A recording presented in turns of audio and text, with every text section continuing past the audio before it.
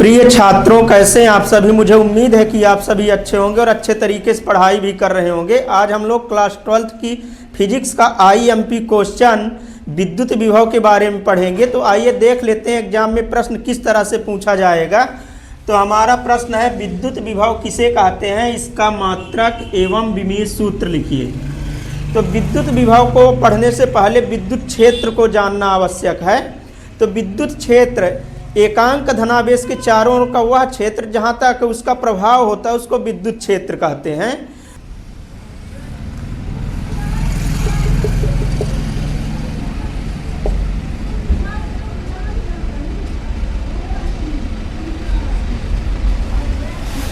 मान लेते हैं यहां पर एकांक धनावेश हमारा प्लस क्यू आवेश स्थित है।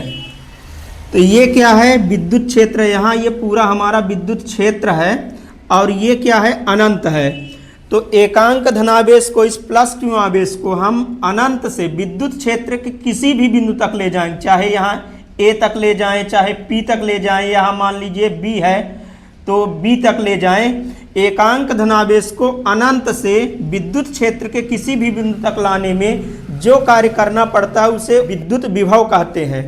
तो यहाँ हमने परिभाषा लिख भी दी है, एकांक धनावेश को अनंत से विद्युत क्षेत्र के किसी भी बिंदु तक लाने में जो कार्य करना पड़ता है उसे उस बिंदु का विद्युत विभव कहते हैं। और विद्युत विभव को भी से प्रदर्शित करते हैं। विद्युत विभव एक अदिश राशि है।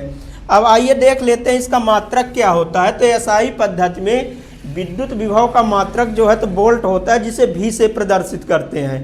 तथा इसका विमीय सूत्र ml² t की पावर -3 a की पावर -1 होता है। मुझे उम्मीद है कि आप लोग अच्छी तरह समझ गए होंगे और वीडियो में अंत तक जरूर बने रहें, क्योंकि काफ़ी इंटरेस्टिंग वीडियो। इसके बाद अब हम विद्युत विभवांतर को परिभाषित करेंगे। तो सबसे पहले देख लेते हैं विभवांतर का प्रश्न किस तरह से रहेगा। तो विभवांतर किसे कहते हैं, इसका मात्रक एवं विमीय सूत्र लिखिए। मुझे उम्मीद है कि आप विद्युत विभव को अच्छी तरह समझ गए होंगे। अब हम विभवांतर की परिभाषा को देखते हैं। तो आइए यहाँ पर समझ लेते हैं। ये हमारा रहा विद्युत क्षेत्र। यहाँ पर हम दो बिंदु ए और बी, दो बिंदु ले लेते हैं विद्युत क्षेत्र में।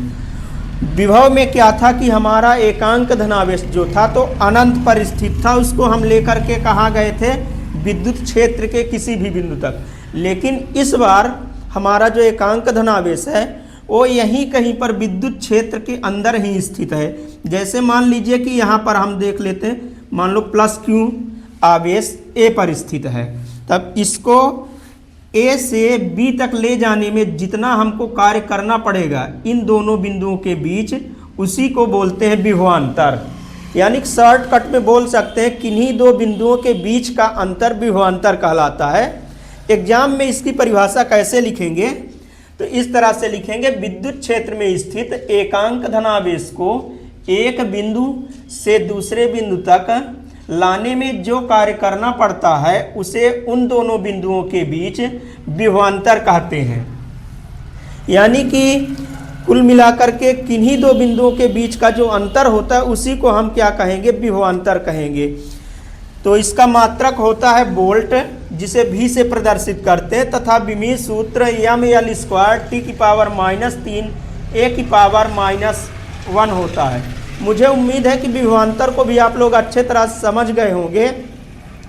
अगर आप अच्छी तरह समझ गए हैं तो वीडियो के कमेंट बॉक्स में यस जरूर लिखें। हम फिर मिलेंगे अगले टॉपिक के साथ, अगली वीडियो के साथ। धन्यवाद।